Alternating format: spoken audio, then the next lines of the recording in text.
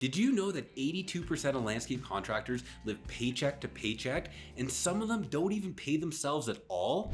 I'm Andrew Latursky with the Ultimate Landscape Academy, and over the last 14 years in the landscape industry, I started, scaled, and exited my business. And I'm here today and every week to give you insights and training on ways to grow your business to avoid a lot of the headaches and mistakes that I made along the way.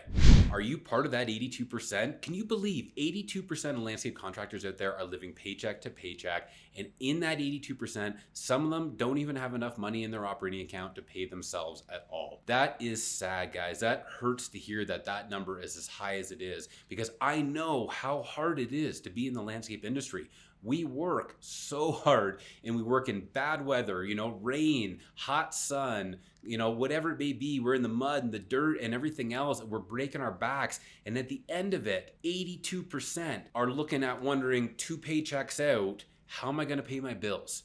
That's just not right. So I'm going to let you in on the 3 things that you can start doing in your business now to get yourself out of that 82% if you find yourself in it. If you're just starting, these are going to be the things that help you from landing in that position. And if you're stuck there already, then I'm going to help you get out of it. And before you shut this video off and go on to something else, these aren't some crazy gimmick things that you need to pay for. There's no upfront costs. It's not crazy software or anything else. They're actually pretty small items, but if you do them consistently, are going to pull you out of that 82% statistic and get you into that 18% who actually have cash in their bank, are not worried about getting paid, and start growing their business. Okay, so number 1 is overhead. I'm going to nail this over and over and over again and talk about it in so many of our videos, because I really think that understanding your overhead is a big start to getting yourself out of that paycheck to paycheck life. You guys work really hard, and you know how to estimate each individual project, like what costs are going to go into that job. You're good at that, and that's great.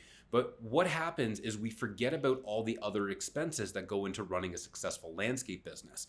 We forget things like insurances. We forget vehicle maintenance. Like oil changes shouldn't come out of your profits. They should get divided amongst the number of working days you have in a year, for every vehicle you have, and then billed to each individual client, so that when that oil change comes up, it's not coming out of your pocket, it's coming out of your operating expenses that you've billed for and you've accounted for. At the end of the day, if you don't know the cost of doing business, you're just not going to be around long. It is what it is.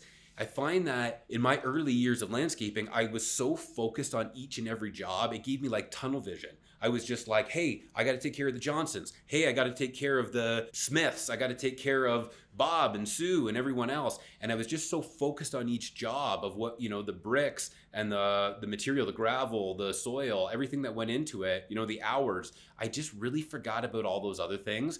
And what happened is I got to a point where I fell into that 82%. And honestly, I don't think it was very long. I was in the worst part of that 82% too. I was part of the guys who didn't pay themselves. I was using like deposits from the next job to help move money over so I could afford this thing or afford that thing. And I just got in this really vicious cycle of never having any cash. So when I finally realized that overhead and tracking is super important, I actually built an overhead calculator. And that's something that I have as part of the Landscape Academy's resources that's totally free for anybody who wants it. The link will be below in the video notes. So if you take this calculator and you start entering in all your items that come up throughout your year, if you look back at maybe last year's numbers, you'll start seeing how many things that you didn't think about. Like even tires. Like tires have a lifespan. And when you need a new set of tires, where does the money for those tires come from? It shouldn't come out of your profit. It shouldn't come out of your paycheck. Like, where does it come from? And that's where with the overhead is that you need to calculate this over a period of time. Like you should know roughly how many kilometers or miles you put on your vehicle every year. You then take that and you take it over the lifespan. Tires are good for what? 60, 70, 80,000 K, depending on what kind of tires you have. So like figure out the number of K per year, the lifespan, like maybe it's like a quarter of the life per year. You're gonna get 4 years out of a set of tires, and then divide 25% of the price of the new tires over your entire season and start billing for that, and take that money and set it aside. So that way when the tires need to be replaced, it's not coming out of profit, it's not coming out of your paycheck, it's coming out of your calculated overhead that you've billed for and you've set aside for that expense. I I tell you, at the end of the day, ignorance is really bliss when it comes to looking at your numbers. It's not going to be a lot of fun to look at your overhead and realize how many things that you've been forgetting to charge for. But at the same time, wouldn't you rather know now and then you can adjust for this season than to run another season with tight cash, with a bank account that's barely scraping by to pay your bills and pay yourself? Like, that life was terrible. It really sucked. You kind of have to hit that holy shit moment, and that happens when you figure out how much you haven't been charging for to each individual client. Like, I was missing $500-600 a day. When I first calculated that, $500 or $600 a day I was missing off projects. Right? So if you think about that in a week, like that's, $2,500 in a month, that's up to like 10 grand. Like, that added up a lot out of my season. And if you take that over, depending on the length of your season, like, that's your paycheck. That's your profit. That's all your additional expenses that you need in your business. And when you realize you've been missing those, it's going to hurt. But trust me, knowing them now means you'll adjust for this season. And come like maybe June, July, all of a sudden you're going to be like, wow, I've been paying myself every single month and there's still money in the account. That's weird. And it's like, no, it's not, you dummy. You started tracking your expenses and you build for them. It's that simple.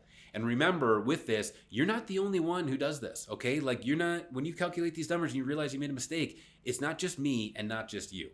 A lot of contractors in the industry and small business owners for that fall into this category of being so focused on the jobs they're doing that they forget to think about all the other costs that go into running the business. And then at the end of the day, they just really don't know what their cost of doing business is. This last thing I want to say on this one is it's really important to know this because it's going to help you decide what projects you want and what projects you don't want.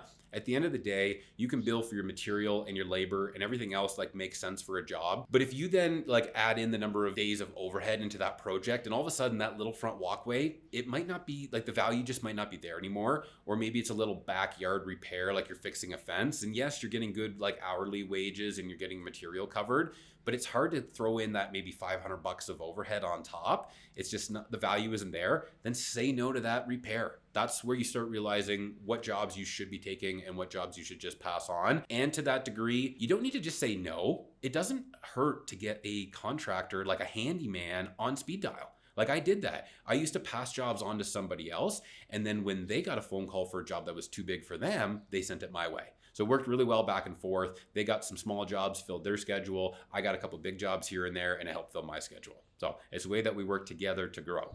So number 2 is that you need to document this stuff. The old days of writing things down on the back of a delivery ticket or just like keeping them up in your head, that's got to end. There's no way to grow your business if you're not tracking your expenses on some sort of either like spreadsheet or a job tracker or something like that. So we actually have a job tracker. I built same kind of one that I used when I ran my business. It'll be linked in the notes below. And I hope that you take that and you watch the tutorial video. It's even got an estimating calculator in there too. So you can actually put in all of your materials for a job and it auto populates to your tracker. And then when you pick stuff up, you can enter it in under the like realized totals. And that'll actually tell you what you estimated versus what you used. It'll even give you an adjustment on your price so that you can either credit it back to the client or charge a little bit more to make up the difference. At the end of the day, numbers in your head don't mean a thing, okay? They have to be down. There's no way to grow your business and to look 1 year to the next or one job to the next how you did if you don't actually have the numbers written down. I've asked guys before that I've worked with and I've said, what was your profit margin on this patio last year? And they go, what do you mean? And I'm like, what do you mean? What do I mean? What were your profit margins? How much did you make? Oh, I don't know. I charged $30 a square foot and it took this long. And it's like, okay, but how do you know if that job was profitable? Like, what if you lost money on that job? Do you need to charge 30 a square foot on the next one, or do you need to bump that 30 up? Or do we just need a whole new way of estimating, which again, don't charge by the square foot anymore, get rid of that method. What I'm saying is, at the end of the day, is you need to be tracking your numbers and you need to be putting them down in a spreadsheet. Again, the tracker is the best way that I know how to do it. It's how I grew my business from 27,000 in my first year to multiple 6 figures by year 2 alone, and then exiting way above that by the time I got out of the business. If it weren't for the tracker and documenting these things, I would have had no way to grow. And I would have kept doing a lot of projects that didn't make me money, because once I started tracking, I realized what kind of jobs, like I could make really good money on natural stone retaining walls because we put in big stones, the wall went quick. But then I looked at modular walls, which were like small, like a pizza block or something like that, where it's only like 6 inches wide. And I realized just the amount of extra labor that went into that and the amount of days of overhead, it just wasn't the same thing. So I could actually charge very similar numbers at the end of the day. Even though natural stone was more expensive, it took me a lot less time and I could get more jobs in the season. If it weren't for calculating my overhead or understanding how to track that, I wouldn't have been able to do so. And lastly, at the end of the day, if you don't know how to track the numbers in your business, you don't actually know if you have a business. Right? Like you might have a company name and a truck and do work, but if you don't actually have something that's profitable, you don't have a business. You just have something that's costing you money every single day. By the way, if you can hear these birds chirping in the background and it's super distracting, I really apologize. For some reason, it seems like 7 or 8 birds around me up here have just landed and are deciding to have a conversation. So sorry about that. All right, and now we're on to number 3, okay? So far, we've talked about how you need to calculate your overhead. We've talked about how you have to write everything down, especially when it comes to tracking your jobs. The third one, and remember I told you none of this stuff was gonna be like expensive software or anything else. The third one is simply a mindset shift. That's all it is. At the end of the day, you right now consider yourself a hardworking landscape contractor who is, maybe doing high quality work, good service, and you get jobs done, and maybe you get them done on budget. That's who you identify with. But you need to start identifying with somebody who actually runs a business. And this is the biggest problem, is that we just get so focused on the actual deliverables, we forget that there's more to a business than just doing the work. I look at it and say there are 2 stages actually. Number 1 is that we make a promise to somebody, a promise that we're going to do the job, right? The job that we say we're going to do is actually going to get done. And then 2 is the actual follow-up or the requirement, which is the actual installation. The thing is, if you only ever focus on one part of it, then the other part falls to the wayside. If you're so busy making promises and never checking in to make sure it gets done, then you're not going to deliver what you promised. And on the other side of things, if you spend a lot of time focusing on what you're delivering, you're not remembering about the promises. And the promises you made to them is that you were going to deliver high quality work and service.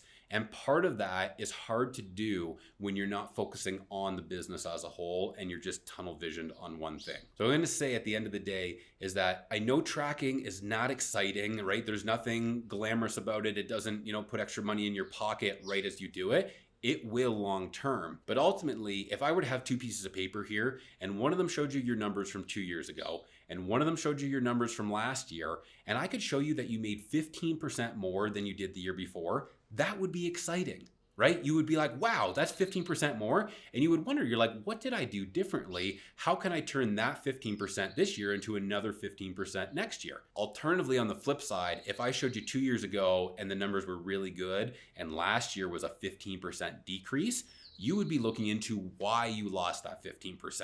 Okay, if you don't track from one year to the next, you don't know if you're doing good so you can keep going, or if you're doing bad so you can look at what was going wrong. And I think that this is the biggest thing that kills small businesses out here, especially landscape contractors, is they will have a bad year because there'll be some expense that they forgot about, something that came up that really ate away at their profit. And then they go into the next season and something similar kicks them in the ass again. And then they might make it to season 3 where it's like the final blow, where it's like, listen, I'm in a pile of debt because I was borrowing to pay off loan or to pay off some of the expenses that I didn't account for. And now it's like, whoa, there's no money. I can't pay myself. I can't pay the loan, and I got to shut my business. So this is why it's so important to adjust the way that you think about tracking as not just a thing you have to do, something that you don't want to do in your business. It's actually the thing that's going to make you more money in the long run. And it's going to be the thing that gets you out of that 82%. So it's that easy. If you want to get out of that 82% of landscape contractors out there who are living paycheck to paycheck or can't even afford to pay yourself at all, you need to make sure you know your overhead and bill for it. You need to make sure that you track every single job and adjust for your amounts on your totals at the end so you're not losing. And you need to adjust the way that you think. You need to make sure that you are now moving forward somebody who tracks every single number. And I tell you, in a year from now, when you look at your numbers, and if you take the time to look at last year's, you're going to be so surprised on how much extra cash that you have in your account because you follow these steps. All right, so I hope that you take what I told you here today and you start implementing it in your business. If you want all the free resources that we have with the Ultimate Landscape Academy's dashboard, then make sure to hit the link in the comment notes below and that'll take you there. And if you want to grow your business by yourself, that's amazing. Take those resources and go with it. But on the other side of things, if you think that maybe a little bit of accountability coaching would help you keep on track, maybe somebody to help you define your goals and to actually create action items to knock them off the list and actually get you to that growth is something you need, then we have that too. If you like this video and you want to see more that are, tips and things that can help grow your business, then make sure to hit that subscribe button and the bell so that you get notified every time we launch a new video. All right, now take what you learned and get out there and grow.